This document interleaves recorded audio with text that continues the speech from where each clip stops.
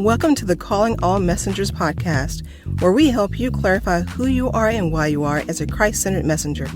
Join us as we share key insights and processes that will encourage and empower you to reach your tribe. Now listen in with your host, certified life purpose coach and messenger midwife, Terikka, and online business strategist and resident messenger, Lakesha Gates. When you talk about the Genesis story, how did all of this begin? Because there was a backstory to even the messengers. So what's the Genesis story for its time?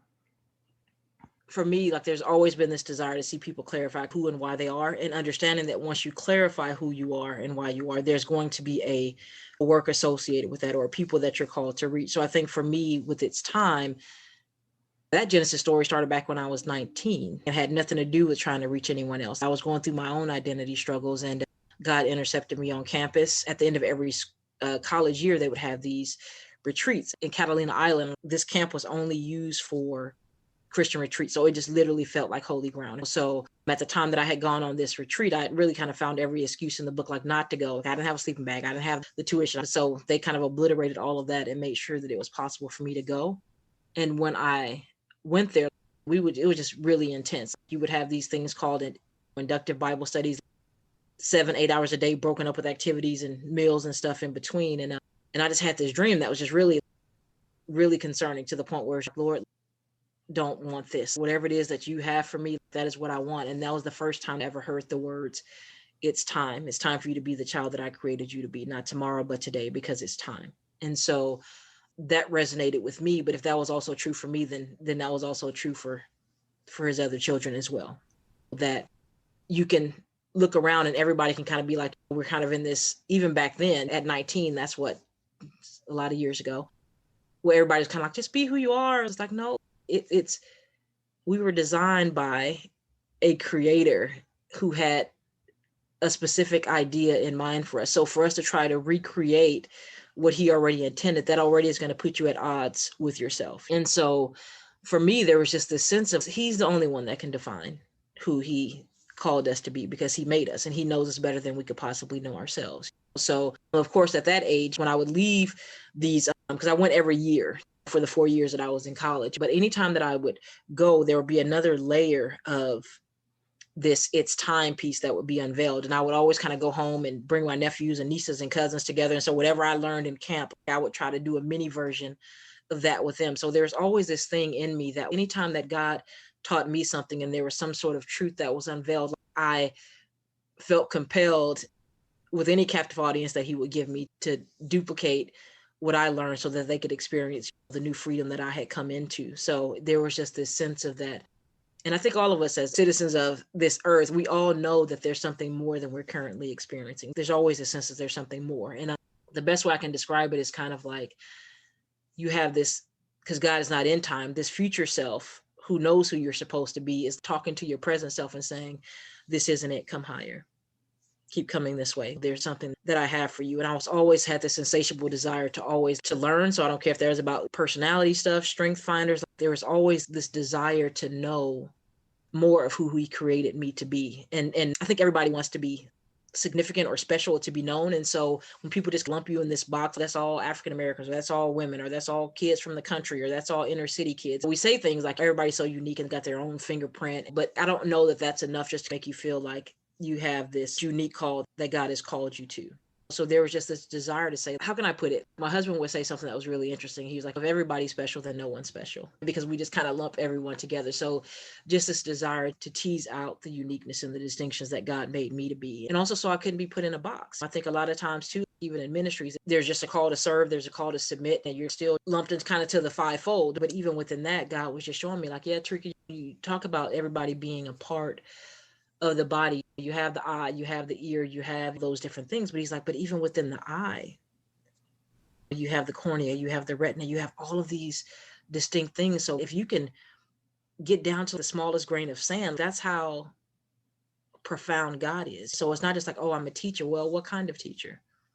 I'm not just like, oh, just give me anything and I can just teach on the tabernacle, or I can just teach on. No, it really gets so pared down because that's just how detailed and specific our God is. And so I think the more free I got, then I would look at others and want them to experience that as well. Because it's, especially in church, if you're not the noticeable roles of the deacon, the children's ministry teacher, the armor bearer, whatever the case is, you can really get lost in translation. But when you realize that this concept is true, that God has called us to be ministers of reconciliation in every sphere of life, then now there becomes a new freedom to recognize that, yeah, we're all in full-time ministry.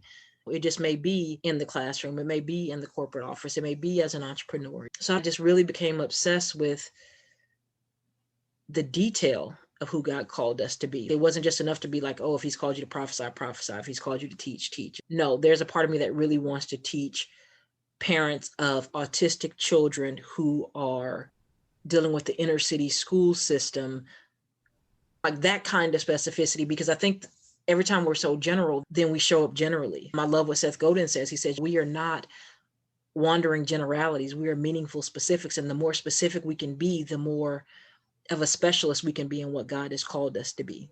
So if I'm having heart issues and specifically something going on in my left aorta, I really want to find a specialist who deals with left aortas. So that's the kind of laser-like precision I believe that God wants us to have. And so I think that was the seedbed of getting us to It's Time and the messenger experience and the I Am journey. All of that is rooted in this desire to, yes, to come out of darkness, but once you've come out of darkness, who are you to be in the light?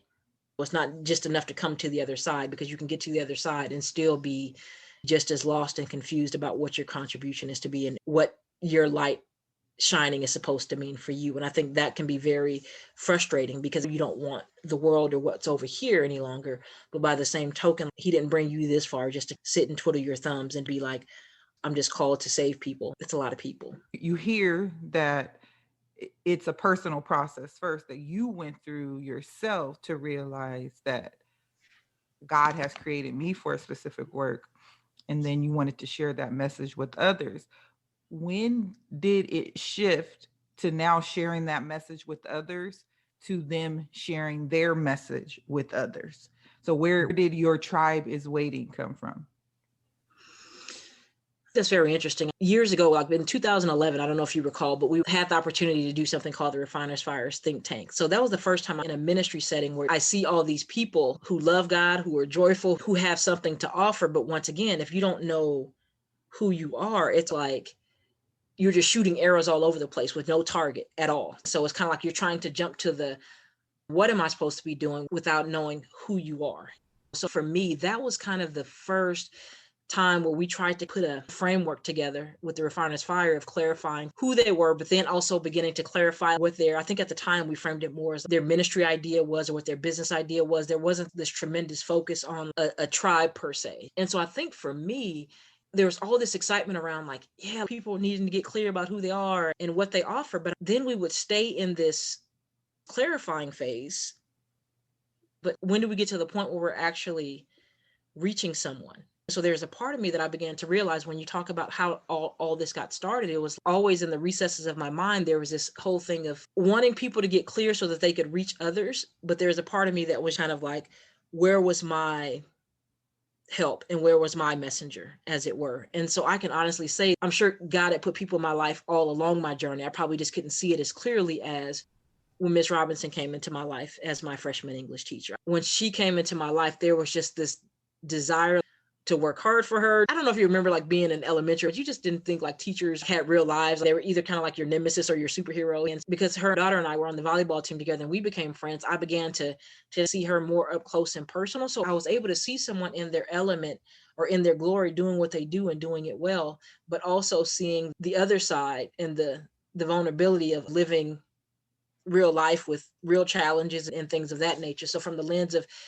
being in my teacher space, but also being in my friend space, it was just a very needed experience for me. It literally, I think, changed the trajectory of my life because I just wanted to be better. And education then became my way out. And so at some point, it became not enough just to clarify who you are. I began to hear, metaphorically speaking, the tribes crying out, like the children of Israel were crying out. And God tapped Moses on his shoulder and said, I've heard my children's cry. It's time. And so then it became an interesting dynamic because now I'm trying to low-key jam people up, like, find out who you are. These people are waiting. And we don't have the luxury of not getting ourselves together. And so God even began to admonish me that even the messengers were tribe members, because I just wanted them to get clear so they could hurry up and reach their tribe, and not realizing that they were a tribe themselves. So I would see the need around me. And I had a chance to read a book by Bruce Wilkinson called The Dream Giver. And his whole thing was God has looked around the entire world and he understood what every need was. And he's parceled out his heart to each of us to go reach that part of the population, or to meet that particular need. So my lens really just shifted to the fact of anytime I would see a need, I would say, okay, who's assigned to that? There was just a desire at that point to say, come on, messengers, we got to get you ready. Your tribe is waiting. And that's still the hashtag and the tagline and the goal, right? But God has just increased my heart now for messengers themselves as a tribe, because just like their tribes are needing them, they're also needing that support and that encouragement. So I'm thankful that he's allowing this thing to be a slower unveiling and unlocking and unleashing, because when you're not in sync with the heartbeat of your tribe, and my tribe being the messengers, right, then you can just hurry their process and hurry their readiness and go out there and get them. And then they're going out there like, but I stutter, but I can't, but what is Pharaoh going to do? Then they end up doing more harm than good for their people. So just understanding now, just as I've gotten older, that this is a process and a journey, and nurturing is needed along the way, still with a sense of urgency within the encouragement that still needs to be shared. But there is this sense of, yes, your tribe is waiting, but God also loves you as the messenger. So yes, the mandate is real, but he's also serious about you as a tribe member as well, and cares about your well-being. One of the things that we talked about is that we would be remiss to say, go and reach your tribe and care for their needs and who they are, and not realize that God wants you to be very much in tune and aware with who he's made you to be in your well-being. So I love that God's heart is reflected in the message and in the messenger. It reflects what he cares about and who he cares about. Which leads us to that first question, which is the message giver, right? That first of the 7 questions. And just to hear a backstory of how you got there with these 7 questions, it kind of makes sense, because if you look at it, it's your process as well. So that first question, who is the message giver? What does that mean? So the first question is, what burning topics or themes has our Father placed on your heart? We have to make the distinction. So when I'm saying messenger, a messenger could be very much a consultant, a life coach, or any of those things. But when I'm saying messenger, I'm expressly speaking to those who feel like God has tapped them on the shoulder and said, I've heard this group or these children's cry, and I need you to rise up and be a messenger to go and speak to that. And typically it is going to be something that you have gone through. If we look at Moses, right? He was raised in the king's palace, but he was also witnessing what was happening to his people. So that was already part of his experience. And so for me, it was this sense, if God has tapped on your shoulder and told you to go get his people, and you don't do that, there's going to be a different level of haunting, because God is serious about his people. So when we had the first messenger cohort back in 2015, there weren't these neat 7 questions. I just think that God allows you to, when you're getting ready to reach your tribe, he begins to allow you to identify what we call your transformational models. Like, what is it that I'm really trying to help people get clear about? What is it that I'm trying to take them through and get them to? And so that's where the 7 questions ended up taking shape. It started off as 4, and then there's some missing pieces here because you learn as you go. But that first one has to be the starting point, because if you're getting ready to go reach some folks, you better be clear that that's where God has told you to go. Because if there's not an anointing on you to do so, then whatever Pharaoh, who is the gatekeeper to those people, are going to smite thee. You better know that there's an anointing for you to go in and bring God's truth in this area, because if he's with you, then those people will have to be let go. But it really is paramount to say, okay, God, like, who is it that you are calling me to? And then not only that, what message are you calling me to give them? When you get clear about who you are and that laser-like specificity, if you are a heart specialist, then I don't need you over here tinkering with brain stuff. By all means, feel free to research it, share your opinions about it, recommend some nutrition drinks, but I need you to stay in your lane. That's why it's so important for them to answer this question. What is the burning topics and themes that God has given me? Because there's a lot of hot button issues. Political things rise up. It's like, oh, I want to be on this topic or on this bandwagon. But anytime that we are where we're not supposed to be, our energy is diffused and we're not going to have impact, because that's not the hill that God has called us to plant our flag on. So that was also my desire. Once you've gotten clear about who God has made you to be and how you show up, now you need to know where to show up.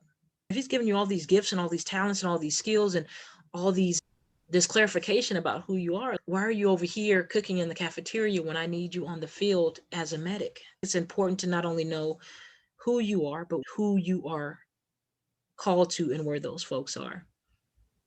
Because it takes a continued commitment, right? It's the perseverance.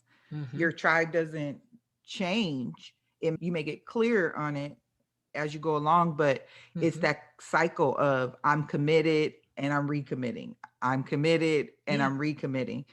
This is a lifetime journey. This is not, I'm going to go over here for this season and then pulling out. That's not what a messenger is. A messenger is, this is your message for your entirety. Now, how you show up in that may change depending on what age and stage you are in your life. But this is a commitment. This is your call for life. I think maybe some nuances. So say, for instance, you feel there's this compelling that God has called you to reach single parents. And at the time they're called to the single parents, they all have these young babies. And as you're growing with these parents and these kids are getting older and you're starting to now see that there's needs for the teens, there may be some components that you bring in there that you didn't have at first, but now you see that there's a need. But for the most part, you're still probably going to link up with the messenger who feels that compelling to work with teens and getting their lives on track if they dealt with only being with one parent and the pain that comes from that. So I want us to be clear that we may be called to address certain things, but addressing it may be more like partnering with someone who has an absolute heart to dive in a real way. So I don't want people to feel like, don't put me in a box, because I do recognize that there's some people who are apostolic, but usually there is going to be a thread and a theme, like you're saying, that runs through it, and you can't shake that. Can you give me some more examples? What have you seen over the years as examples so people can really wrap their minds around, do I have a burning topic? I think I do. Or am I overlooking my burning topic? What have you seen over the years? I've seen people know that they have a burning topic, but they just really don't necessarily want to deal with it. There's a sense when you clarify your mission that God has given you this burning topic, but when you really do begin to count the cost, in the Gospels, he tells us, right, like who goes to build a house without first counting the cost. So you may have to say, this was going to cost Moses everything. He was going to have to leave his cozy, I don't know how cozy it was, his shepherding job, to go and deal with all this stuff and invite challenges into his life that he did not have previously. When you got your wife and some sheep and maybe some shepherd dogs, now go get these million people. Okay. All I can say is it's a haunting. If you have a burning topic, it is in fact that, a burning topic, and you can't shake it. So for some people, it may be that in their earlier years, it's more of like Moses was just chilling, not chilling, but he had run and had just settled into his new life. But there's some people who have always been caregivers, but it wasn't until their mother may have passed with cancer that now they want to support other parents with that. But if you look at the blueprint of their lives, they've always kind of been these caretakers or looking out for people, but their message didn't really begin to take shape. So I do believe that there may be some people who don't know it as of yet because the tap has not come. But we're talking about the messenger experience. We're saying that the tap has already come.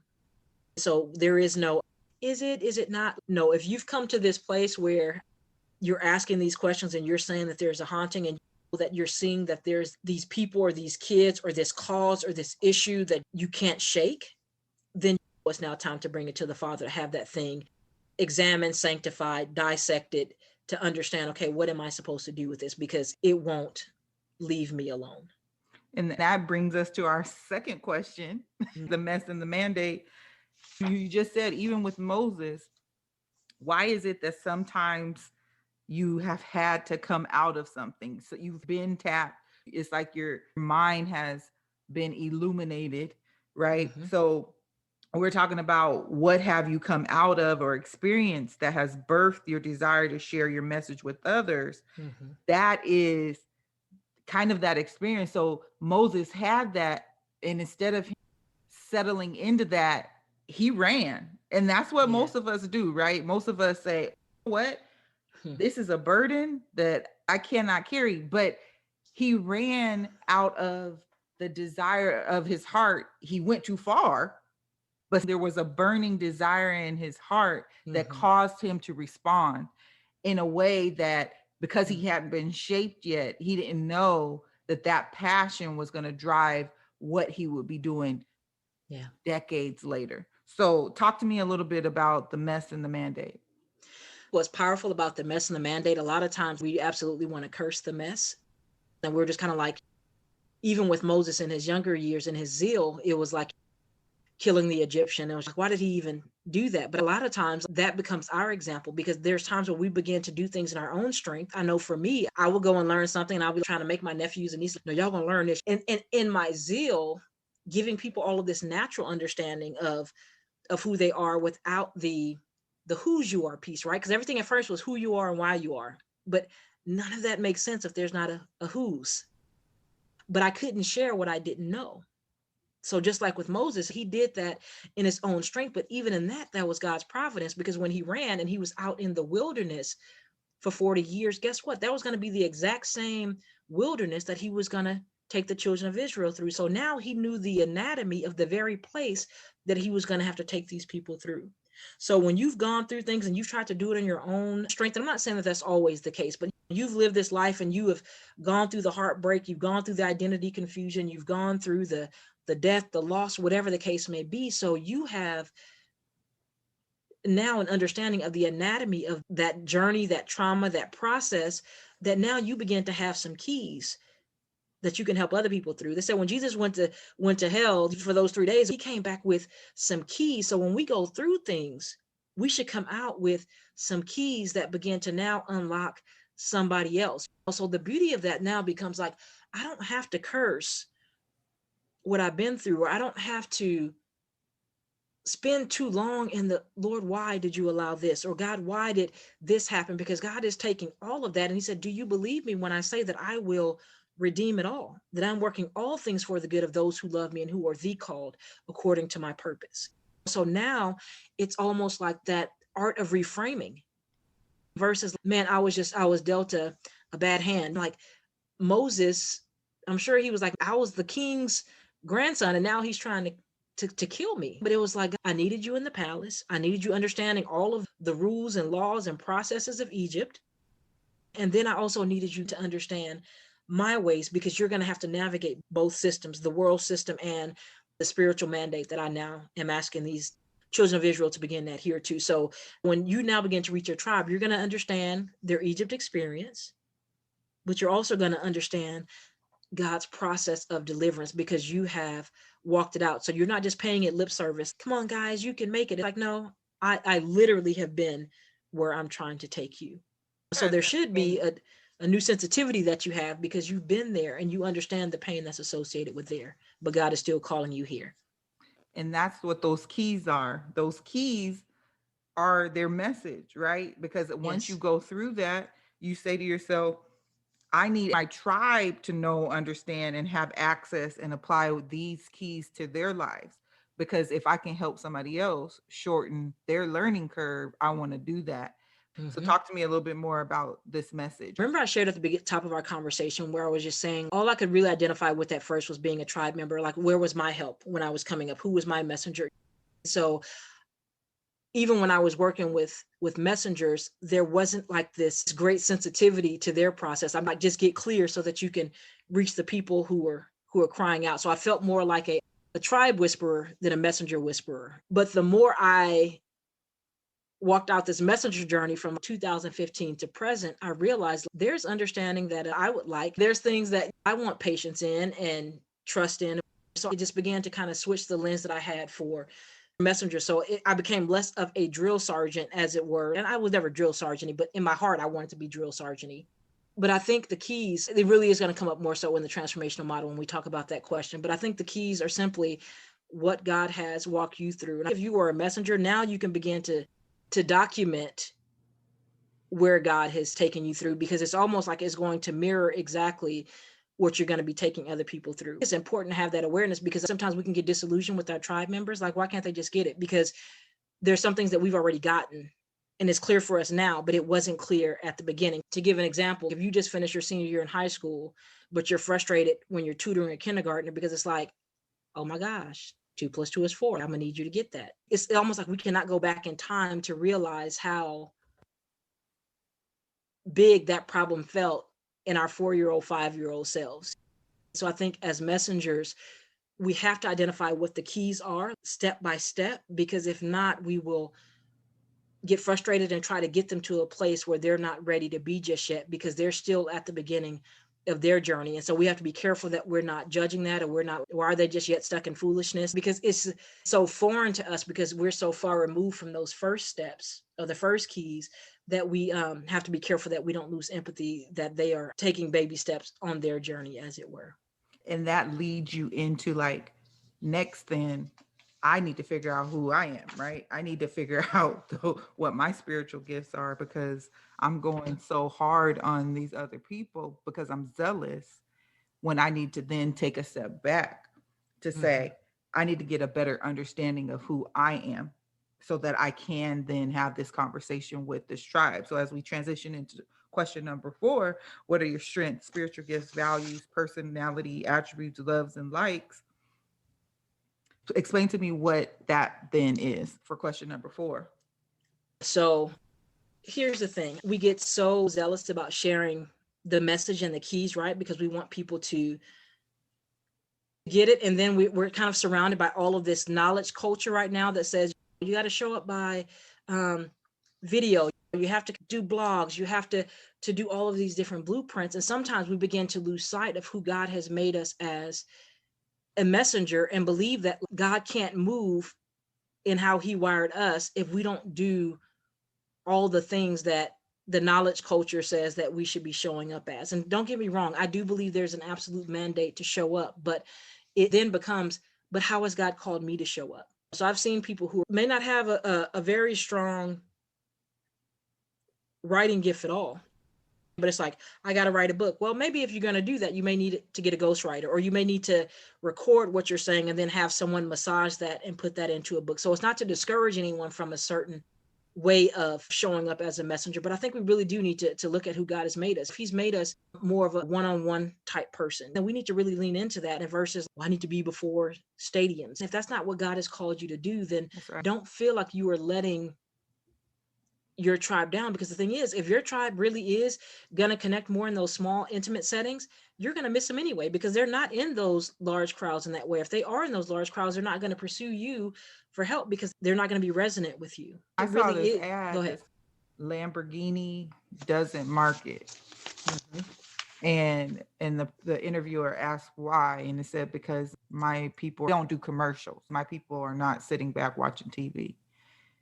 And that's what I hear you saying in this, is that there is a way to be. It's almost like putting on a costume.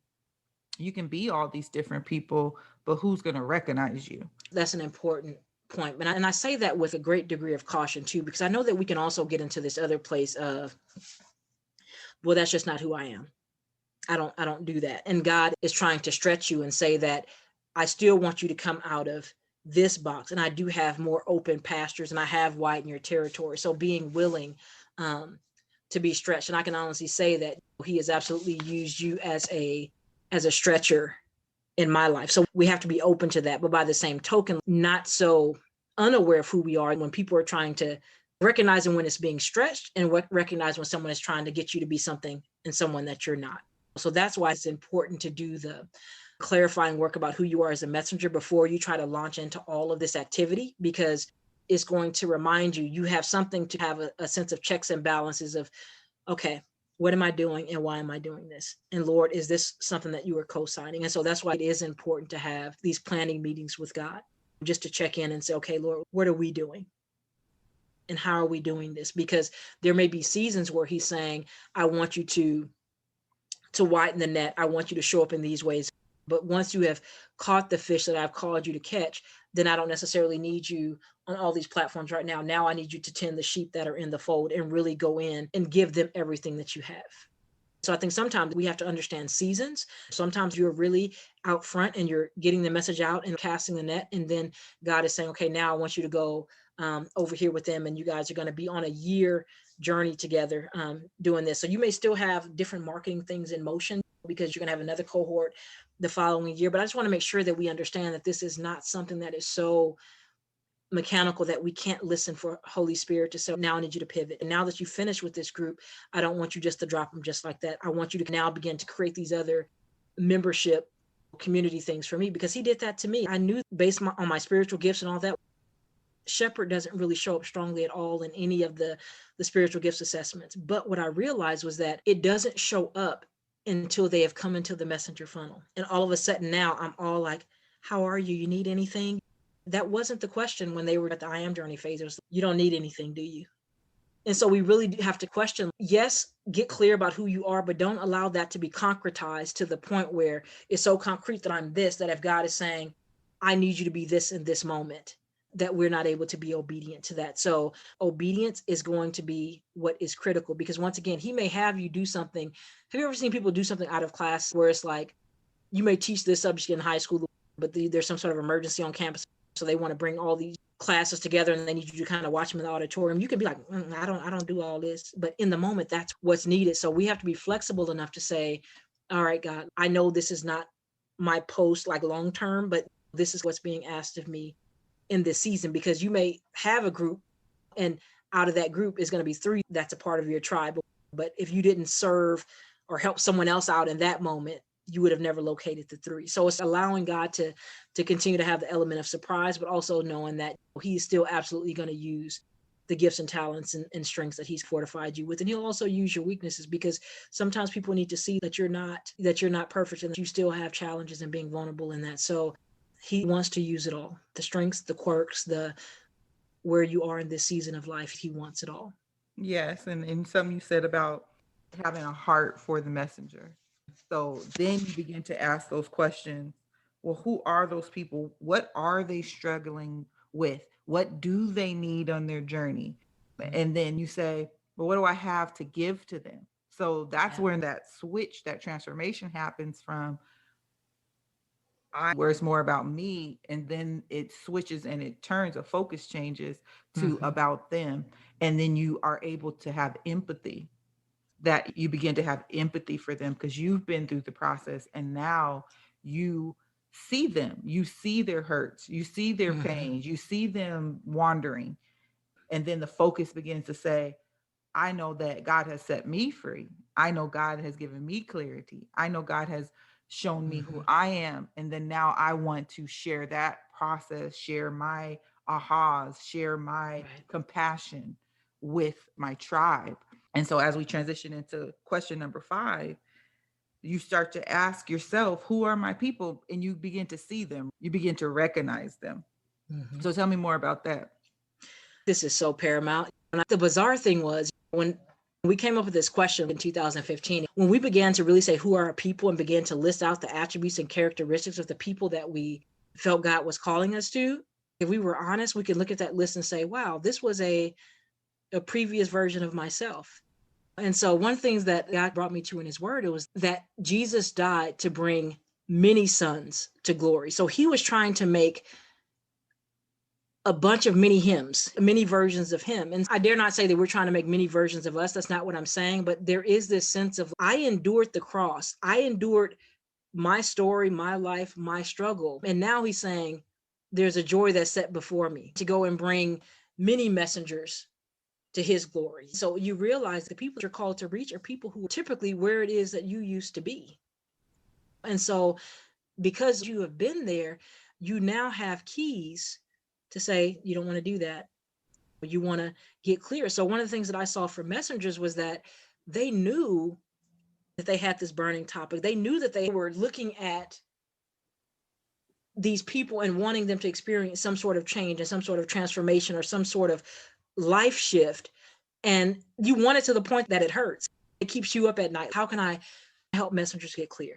They got all this vision. They got all of this wisdom. They got all of these keys, but they are stuck and they don't necessarily know how to move to reach their tribe. It may be they don't know how how to clarify their ideal tribe member profile. Maybe they don't have a website. Maybe they don't know how to utilize social media. So these are some of the tactics. Anybody can learn that. But if you don't have a clarity about your message, you still don't know what to do with all these tools in your toolbox. So the message and the message giver becomes the anchor of how you're going to deploy what God has given you. But you do have to get clear about who your tribe is and what season of life they're in, because if not, you'll be trying to reach all these people and they're not ready yet. So when I'm talking about messengers, I'm saying that they are typically in the legacy phase of life. Their babies are pretty much grown or are very much able to take care of themselves, because you're not getting ready to go and reach necessarily all these other people and spend all your time doing this when your babies are still asking for fruit snacks and Capri Suns, because that is your tribe. That doesn't mean that you can't start putting pieces together, doing some of the I am work. That doesn't mean that God isn't already nurturing that seed, that thing that's burning in you, but you do have to honor the season that God has you in life. So when you are looking at who your people are, God will give you the clarity of saying it's people who are ages 18 to 25 who are trying to figure out what it means to be an adult. They're needing this. Oh my God, they're struggling with that. And we need to put a community around them. We need to make sure we have these weekly touch bases. So you begin to really understand what they need to be nourished on the journey. And the thing is, it's not about just throwing process at them, throwing work at them, because every messenger, we're saying, you're calling your tribe to some kind of work. Is that financial work? Is that mindset work? Is that soul work? But in the midst of that work, how are you going to now be a gracious guide and understanding where they're on their journey and what they're ready for and when they're ready for it? And realizing that you have been entrusted with God's kids. I don't think people realize God has patience for pretty much anything that we struggle with sin-wise. But when he starts saying, woe unto you, if you cause one of these little ones to stumble, it'd be better for you if you put a millstone around your neck. He's serious about people. And so we really do have to get clear about who God is calling us to reach, and also saying who is willing to buy in or enroll to the journey. Because the thing is, there's times that people are identifying tribe members, but they're chasing people who are not ready, who have not signed on, who are not willing to say yes. Like Moses was like, look, let my people go. And when it's time to go, the million people left. But if there was 3 that was like, nah, I ain't going. Moses wasn't about to stop what he was doing to go snatch those 3. And therein lies another balance, because there's times where we feel like, well, God is serious about his people. I'll get them. And we don't want to feel callous. But by the same token, Jesus said, come follow me. So there's going to be some where God is going to say, just say, follow me. If they follow, great. If not, let it go. Then others, he may say, pursue. But you want to be sensitive to God's admonition to that, because he's never called us to be anyone's savior in that way. And I think, correct me if I'm wrong, but I think these first 5 questions, really people just out serving can answer those 5 questions. But when we start drilling down into the messenger, like this is your life's work, this is your calling, right? This is what you have been put on this earth to do. That's when we start transitioning into question 6 and 7, right? Because question 6 says there's a map, there's a process, there's a framework that you have that you now want to guide people through. So it's more than just let me help you get back on the path. Once they get on the path, where do you taking them through? What steps are they going through? So talk to me a little bit about the messenger's map and processes. Absolutely. So this is where the distinction is. If you are a coach, it may be that someone just wants help in one area. You do that, and then they're on their way. When we're talking about the messengers, once again, we just finished talking about the messenger's mandate and God giving you keys. So it's the maps and the processes are what are the structured framework that you're going to be implementing those keys. So for example, when we started with the messenger experience back in 2015, even before then, there was this map and processes of the I am journey work or the pre-work, where we're saying, well, we're going to get clear about who you are as a messenger. And to do that, we're going to take these personality assessments. We're going to take the APAS. We're going to take the Strength Finder. So these were the clarifying steps that we're going to take to get you ready for the messenger experience. It's important to recognize where people begin and end with you, because sometimes we really struggle with enmeshment, which means we're just going to be together forever. But no, that's not what this is. It's like Jesus was here 30 years. Then he started his ministry. And then after that, he says, now I'm passing the baton. Now you run with it. So we want to make sure that we're not creating these codependent relationships. So when we're talking about your messenger maps and framework, an example of that would be for the messengers, the 7 questions that we're taking you through right now. And within each of those 7 questions, there are processes that go along with that so that you can get clear about those questions so that you can reach your tribe. So I really do want us to be clear about where people begin with you. So it may be the case that there's some messengers who are, say, working with young adults, and it's going to start off with introductory Bible studies. But then from there, you want to go through these various discipleship topics of understanding your purpose, understanding what it means to evangelism or outreach. No one can really tell you what your maps are going to be. But the thing is, there will need to be some, and people will also need to know where they end with you. So for us in the messenger experience, once we finish question 7 and you have your map of your mediums and methods of how you're going to go reach your tribe, you're ready to go. You have your tribal declaration. You're clear about who your tribe member is. You're clear about what tools you're going to use to reach them. You're clear about when they graduate, so to speak. And some of us, they may never graduate. They may graduate from our curriculum or our work per se, but God may still place it on your heart to create just different membership opportunities or touch bases, because it's not like you've just been abandoned once you finish the 6 steps to this or the 4 pillars to transformation as it concerns that. But for the most part, there's going to be a beginning, a middle, and an end of what it is that you're taking them through. And that also gives you some signposts to even see if they are maturing through the process. If you're saying that by month 3, they should be at a place where they're now mentoring or encouraging someone else and they're not there, then we have to go back and ask ourselves, what is it that we need to be doing or holding them more accountable to, or loving them better in, or what other supports do we need to put in place? So your maps also began to create signposts for you of, are we doing the work with integrity that we set out to do? So if I have messengers and they're still, I really don't know who my tribe is, well, we really need to get clear on that, because that is one of the foundational pieces for you, not just kind of being out here willy-nilly, throwing up random posts, putting up random videos, not even knowing who your ideal target is. The goal is to get clear. So you should have some sense of what transformation you're wanting them to get to. What outcomes are you wanting them to experience as a result of going through your messenger process? So that's for you to get clear on. So now, if you know what outcomes you want them to get, what you're saying in your marketing materials, what transformation that you're promising if they will commit to going on this journey. Yes. And that takes us to our last of the 7 questions. Based on who you are and who your tribe is, what mediums would be ideal for communicating your message?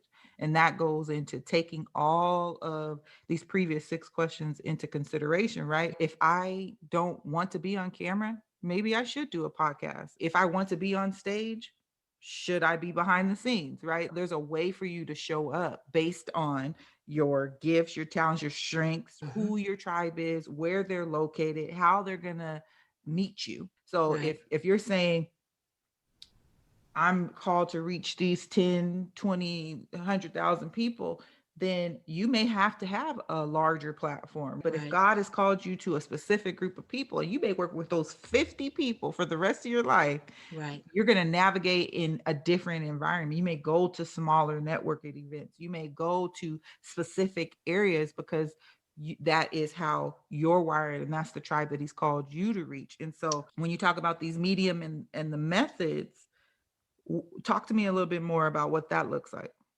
You already hit the nail on the head. If your tribe members are 70, 75 years old, you're probably not going to find them on Snapchat. I don't know, maybe times have changed, but I doubt that that's where you're going to find them. So it really is a matter of, if you're trying to catch fish, you're going to use the bait that is applicable to them. So this is where we are going to have to be a little bit strategic and do our research, because it's not just going to be like, oh, I'm clear, I know who I'm called to reach. Like, why aren't they just finding me? No, how do we begin to now meet them where they are? And we talked earlier in this conversation about being very mindful of who God has made you to be, but also being mindful of who your tribe is, because those things need to marry. So many recommendations right now to do all the things, do a podcast, do a vlog, write a book, do a talk show, all these different things. But if you're not wired to do a talk show, then you're going to self-sabotage even before you get started, because you're not going to be willing to do what needs to happen. Pre-production, post-production, editing is going to burn you out before you even get a chance to get started on the journey. Now, this is what I'm saying once again, if God is stretching you. I have been told for years that I have a voice for radio, but I wasn't necessarily quick to jump into podcasting just yet, because I do understand that there's other things that go along with that. That's when God sends help. And so if God is sending help, be sensitive that there may be a door that he's trying to open that you may have been like, that's just not in my wheelhouse. Well, If he's sending the people who can do the things that you can't, and you can still show up fully as yourself, then it's time to maybe rethink some of the mediums and methods that you are utilizing. So for some of the older folks, you may be like, those guys are absolutely on Facebook. But even on Facebook, you may say something weird is happening with Facebook. The algorithm is doing this. So I'm going to now explore another app. And so the thing is, you may start in one place, but then recognize that your tribe is needing something else, because every time they get on Facebook, they're getting distracted and pulled away from the purpose that they came there. And so that's your sensitivity now beginning to kick in. And so we need to have our own consecrated space, but I still need to be able to send notifications and still be able to encourage and send updates. And then there's somewhere you can't just settle for just the digital experience. It may be that the work that you guys need to do, it needs to be in some cabin by the mountainside with the fireplace, where it's a retreat, because God is trying to get them out of their element, because there's some other truth and transformation that he's trying to get to them. So you are doing this in partnership with God. So this is not just about the me show, or even just the tribe show. This needs to be, Lord, what are we doing here? What is your people needing? And preparing the ground for that. And so when we talk about mediums and methods, it's like, definitely anything that you find yourself saying on repeat, I do believe that you need to find some way of solidifying that message in some sort of publication, some sort of newsletter. And if writing is not your thing, this is where you want to develop your team who can capture the vision and what you're saying and putting it in ways that your message can go out. If it's not shared, then it can't go out. So as a messenger, we do absolutely have to be finding ways to share our message. And there has to be, I think, some sort of online platform, even if it's going to be directing them back to a face-to-face interchange, because people need to be able to find you online, if for no other reason than to be able to refer you, or to say, oh, I think there may be someone who would be absolutely fitting for your tribe. So is there something I can show them so they can read about what your transformation is and what you guys do and how you do it and what your process is? So you have to find ways to create ways to share your message in multiple ways, but still being strategic and partnering with God and who he's made you to be to do that. Yes, that is such a good snapshot into what these 7 questions are. But like you said, in each one of these questions, there's a process. In each one of these questions, there's a transformation that happens. And so as we navigate through the remainder of this season, we'll begin to talk about in depth each question, so that you can get a better understanding of the message giver, of the mess and the mandate, of the message, the messenger, the messenger's tribe, the messenger's maps and processes, and the messenger's methods and mediums. And so as we continue this journey, thank you for listening to Calling All Messengers with Terikka Fassion and co-host Lakesha Gates.